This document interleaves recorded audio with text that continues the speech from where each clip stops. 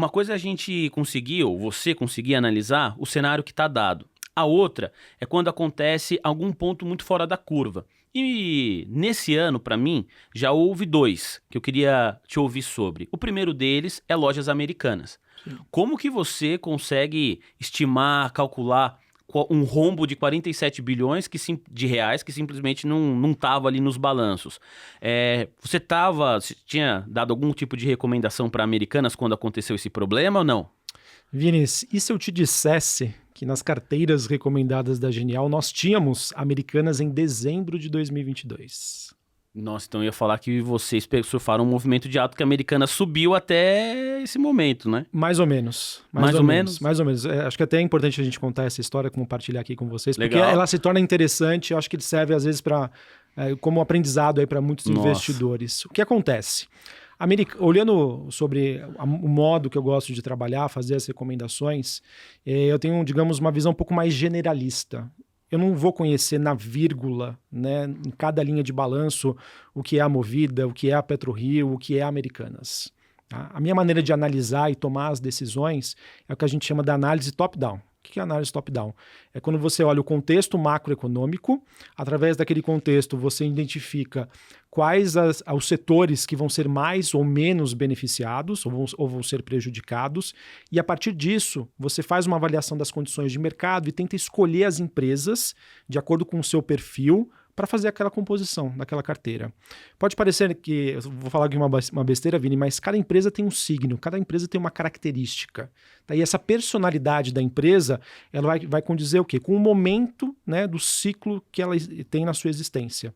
Quando eu falo ciclo de existência de uma empresa, eu estou querendo dizer se é uma empresa que está em fase de crescimento, se é uma empresa que já está na estabilidade ou uma empresa que está buscando o quê? Uma reestruturação de toda a sua operação. Então, a depender do tipo da empresa, ela vai reagir às condições macroeconômicas. Por que a Americanas estava, por exemplo, nas carteiras recomendadas na Genial em dezembro de 2022, né? Um pouco antes do ocorrido em janeiro? Porque a gente estava vindo no mês de novembro, de um mês em que o Lula, né, que já estava eleito, começou a fazer uns discursos que trouxe um choque de realidade para o mercado, né, o mercado que chegou a acreditar, né, no Lula pragmático. Dá o benefício da dúvida. Dá o benefício da dúvida, isso acabou não se confirmando, mas a gente estava num mês em que terminou novembro com o mercado de juros muito estressado. O que é um mercado de juros muito estressado? É quando o investidor começou a precificar uma trajetória para a Selic em 2023, 2024 e 2025, com até possibilidade de alta da taxa de juros. Né? E o que eu pensei? Falei, poxa, o mercado, sempre que recebe uma informação que é algo novo, que pega ele de surpresa, ele sempre vai exagerar. Ou para cima ou para baixo, mas o mercado ele sempre exagera. Então o que eu pensei? Poxa, para dezembro, eu acho que existe a possibilidade do mercado esfriar esses ânimos, se acalmar um pouco. E pelo simples fato da gente ter um fechamento da curva de juros, ou seja, o mercado reprecificar, né, a trajetória do que seria a Selic para os próximos meses, para os próximos anos, depois desse estresse, nesse primeiro discurso do Lula, qual a empresa que mais se beneficiaria desse cenário? Eu trabalho muito com isso, com correlações, né, nas carteiras. Eu quero estar exposto a juros, a petróleo, a Brasil como um todo. E olhando para os meus modelos, eu identifiquei lá. Americanas era uma das empresas que mais reagia à movimentação dos juros aqui no Brasil. Tá. Ou para cima ou para baixo. Esse foi o motivo que você colocar a Americanas, a reação que ela tem aos juros, e me parece que você entendia que a curva ia fechar. Exatamente. Então, curva ia fechar porque o mercado ia dar aquela acalmada, a gente poderia ter, sei lá, um ralizinho aí de final de ano, um mercado mais otimista, etc. Falei, vou arriscar, né? Para as carteiras que permitiam mais diversificação, obviamente, né? A gente não vai ter exposição, não vai fazer uma grande exposição, mas enfim, foi o que aconteceu. Conclusão, tivemos mais um mês de dezembro em que o mercado deu uma estressada lá fora e aqui no Brasil o Lula continuou com o seu discurso. Ou seja, a curva abriu um pouquinho mais. Não deu certo. Aí eu pensei, poxa vida, né? Que pena que não deu certo, mas 2023 chegou, estratégia nova, eu tinha colocado única e exclusivamente por esse motivo, eu falei, poxa, início do governo Lula, se ele já estava com aquele discurso de gasto é vida na campanha, agora que ele vai acelerar isso, eu acho que o mercado vai estressar novamente. Tirou Americanas. Tirei Americanas. Americanas saiu da carteira. Me lembro como se fosse ontem, Vini. Eu fui olhar ali mais ou menos no dia 12, acho que não foi no dia do que aconteceu, acho que foi 11 ou 12 de janeiro.